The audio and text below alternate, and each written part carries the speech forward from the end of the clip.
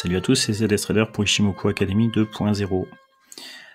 Aujourd'hui, je vais faire une petite vidéo un peu plus pédagogique pour expliquer, donc suite au mouvement qu'on a déterminé sur le Bitcoin, où on avait défini un plan et on voit que ce plan, c'est plutôt bien réalisé.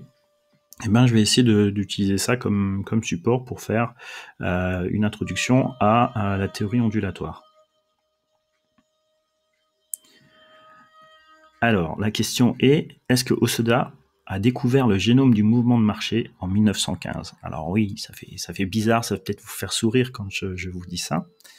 Mais je voudrais faire le parallèle entre l'ADN humain et l'ADN du mouvement de marché.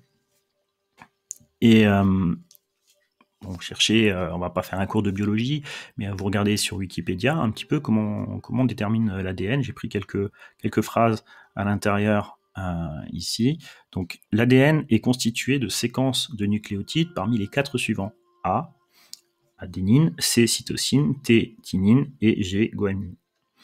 Les séquences répétées en tandem courte, appelées aussi microsatellites, la plupart de ces séquences sont des répétitions de 4 nucléotides.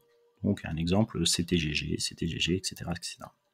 Je vais essayer de faire le parallèle avec ce que Hosoda a déterminé au niveau de la théorie ondulatoire en 1915.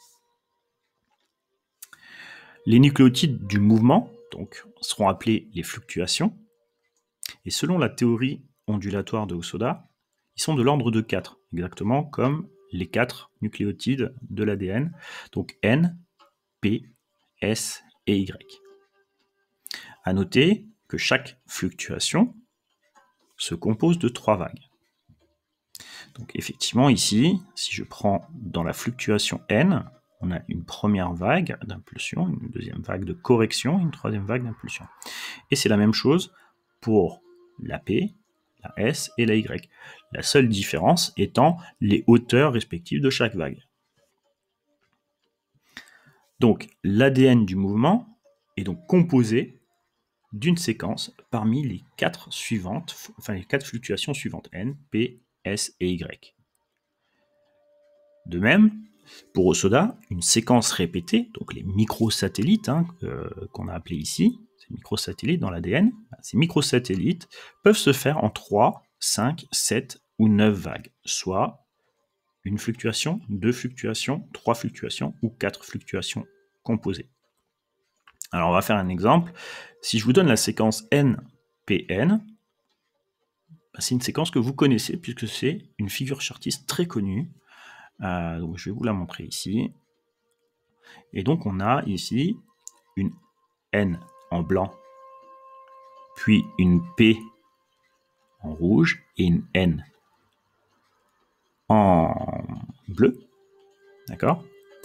Donc, quand on a, je n'ai peut-être pas forcément lu ça, donc je vous ai dit, les fluctuations N font des liaisons en début de vague 3, et les fluctuations P, S et Y font des liaisons en début de vague 2. D'accord? Donc ici, on a une fluctuation N, donc elle a fait sa liaison avec la prochaine fluctuation sur sa vague 3. D'accord? Donc la prochaine fluctuation était une P, donc elle fait sa liaison à partir du début de la vague 2, ici. Et donc elle a généré une N sur le mouvement suivant. Donc NPN, cette séquence-là, vous la connaissez sous le nom de épaule-tête-épaule. On continue un autre exemple sur un mouvement qui est très connu, qui est un exemple en fait de la séquence d'Elliott, mais vu via le séquençage des fluctuations de Hosoda.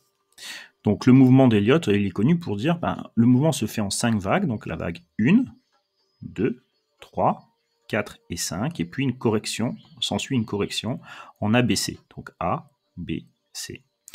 Et bien ça, on voit une N blanche, donc qui fait sa liaison par sa vague 3 sur une N jaune, qui fait sa liaison en vague 3 par une P verte. Comme c'est une P, on fait la liaison en vague 2, et là, on a une N baissière. Donc on a bien une séquence N, N, P, N.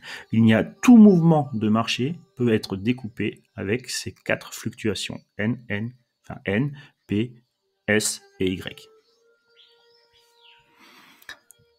Donc, effectivement, la compréhension des séquençages et des prochaines séquences qui vont arriver vont nous permettre, en fait, d'intervenir au bon moment, au bon endroit sur le marché.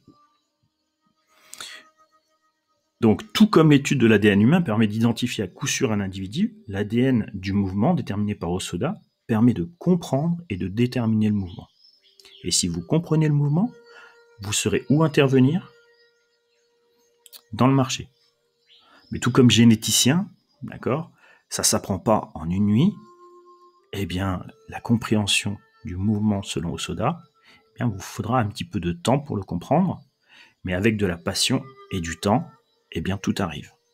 Et c'est de là, on va prendre l'exemple du mouvement qu'on avait déterminé.